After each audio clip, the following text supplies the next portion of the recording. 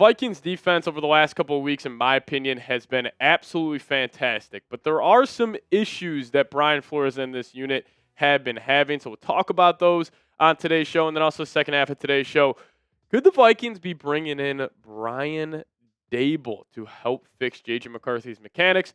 We'll talk about all that and more on today's edition of Vikings Now. Appreciate all of you guys for tuning in. But let's talk about the Vikings in terms of taking the football away. So this is their stats defensively on their takeaways they have forced this season. So week 1 against the Bears, it was only 1.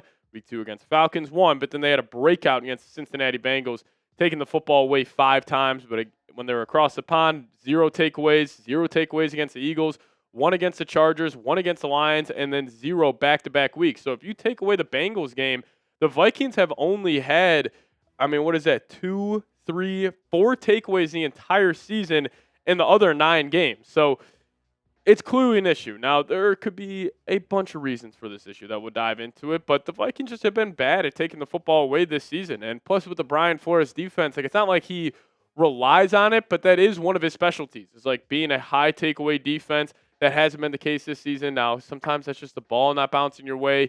The amount of times the Vikings have had tipped balls this year, or even Isaiah Rodgers one on Thursday night where he picked off Justin Herbert on the first play one of the first plays defensively, ended up getting overturned. So we'll talk about why that could be the case, and also do want to give you guys some quick thoughts on the third and long defense as well. But if you guys could hit that subscribe button today, we are just 20 subscribers from our next milestone of 67.2 thousand subs. So if you guys haven't already, hit that subscribe button today. And once you guys are subscribed, hit me with those skulls down below in the comment section.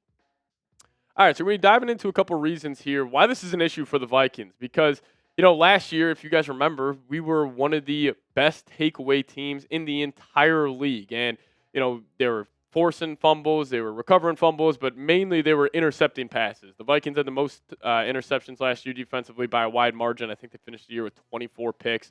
And a lot of that was just late in the game. Quarterbacks trying to force the ball in the tight windows.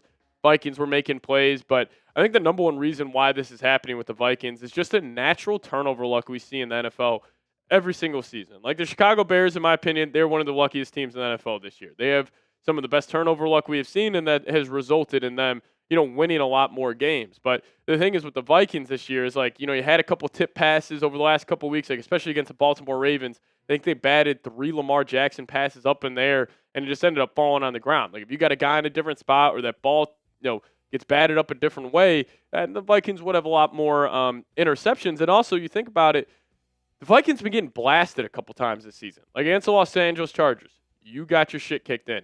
Against the, not against the, I'm sleeping on it. Against the Atlanta Falcons, you were getting beat handily most of the game. So a lot of these teams aren't really pressing the issue too much. They're just kind of playing it safe. And even the Ravens game, the Ravens, when the Vikings played them, they just kind of had an old school Patriots feel. They're like, hey, we're not going to put the ball in harm's way too much. Even Kevin O'Connell said the Bears last week, they had a very vanilla game plan. So I think that's kind of been the philosophy with the Vikings offense being as bad as it's been, is teams are playing the Vikings and saying, hey, if we don't self-combust and we just kind of rely on our defense going against that offense, and we don't let that Brian Flores defense really take over like they did against the Bengals, we'll have a good chance to win. And plus, when you're getting blasted in all these games, late in the fourth quarter, teams are just running the ball out. They're not pressing the issue too much. So I just think natural turnover luck is probably the biggest reason. And I also think the Vikings in the secondary this year, they've taken a step back. Number one, you lost Cam Bynum. I think maybe I undersold how big of a loss that would have truly been for this team and this defense specifically, but you haven't had the impact you would have felt from Theo Jackson. Harrison Smith looks like he's 55 years old out there. Byron Murphy's taking a step back. Byron Murphy, last year had 6 interceptions. This year he's got 0 so far. And you really just haven't had too many, wow plays from a corner. It hasn't been, Isaiah Rodgers jumping a big-time out route or, Byron Murphy making a ridiculous play on the ball. The Nashawn Wright interception for the Bears last week, JJ underthrew him by maybe half a yard, but he was still able to rise up, make a big-time play in the football. So I just think the talent in the secondary has definitely taken a hit. And then also just a lack of pressure and the lack of sacks you're having on the quarterback position. Because obviously when you sack the quarterback, there's a massive chance that the ball will come out, and the Vikings haven't been able to get quarterbacks to the ground this year. They're probably so focused on just since how bad they've been on not missing sacks that they haven't really been focusing in on. All right, let's try to get that ball out. They're just trying to get the quarterback to the ground. So they haven't been doing that whatsoever. Even like last week, like there was some just natural luck when you strip sack Caleb Williams, the ball bounces on the ground, it lands straight on his face mask. That's just going to happen. So I think it's just a combination of a lot. Now, I will say on the 3rd and long defense for the Vikings, that I have no idea about. Like, that is a situation with this Vikings team this year, which is so unusual because of Brian Flores. Like, he's one of the best 3rd down defensive coordinators in the league. I don't know how they've been giving up the 3rd and 10s as frequently as they have.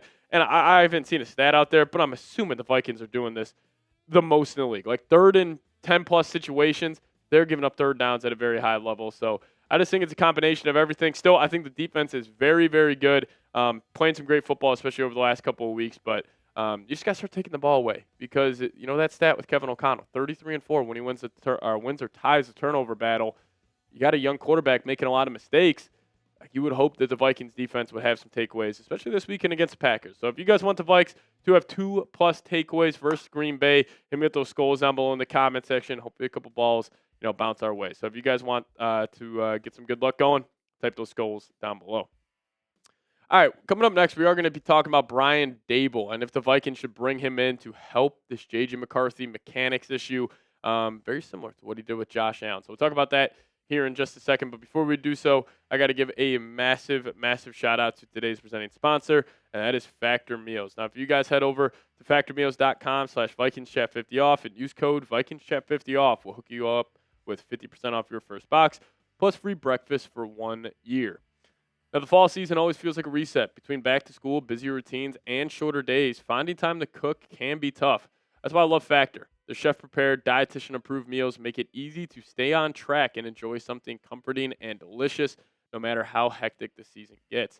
And here, covering the Vikings at Chat Sports, living a busy lifestyle, I don't always feel like making a home-cooked meal. When I get home from work, that's where Factors came in, has changed my life. And they also have more variety and more meals. You guys can choose from a wider selection of weekly meal options. So eat smart at factormeals.com/VikingsChat50 off. Plug in that promo code VikingsChat50 off to get 50% off your first box plus free breakfast for 1 year. That's promo code VikingsChat50 off at factormeals.com for 50% off your first box plus free breakfast for 1 year. Get delicious, ready-to-eat meals delivered with Factor. This offer is only valid for new Factor customers with code and qualifying auto-renewing subscription purchase. All right, let's talk about Brian Daboll here. Obviously, he was let go from the New York Giants a couple of weeks ago, and a lot of teams will probably have some interest in bringing him in, not as a head coach. Maybe a couple teams will, but mainly just to help them, you know, get their offense to another level because he is a very smart offensive-minded head coach. And, you know, Brian Daboll did a great job of helping Josh Allen because if you guys remember, Josh Allen came into the league.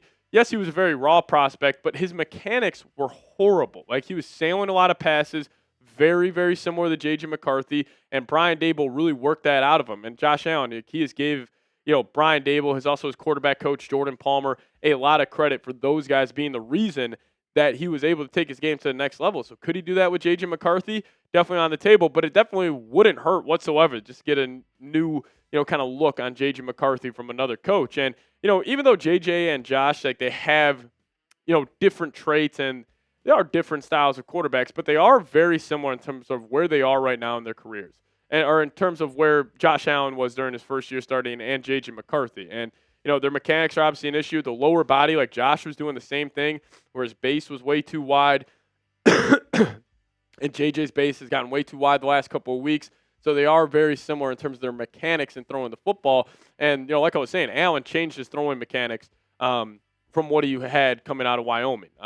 You know, he was very sloppy with them, kind of like how JJ is right now. So Daboll, at least he's got experience changing a star quarterback's mechanics, and he could potentially do the same thing with JJ. And, you know, could you imagine these 6 eyeballs being on JJ McCarthy every single day at practice? You got Brian Daboll, you got Josh McCown, you got Kevin O'Connell. It would be an unreal staff here for the Vikings. And, you know, it would be nice to also get a new set of eyes on JJ McCarthy because, you know, maybe Brian Daboll will come in, see something different that Josh McCown and Kevin O'Connell aren't seeing. Like, that could be on the table. And this would also allow Brian Daboll, if he doesn't love any of the head coach openings right now, you know, it's just, you know, the New York Giants obviously not going to go back there, and the Tennessee Titans, which they probably won't hire him.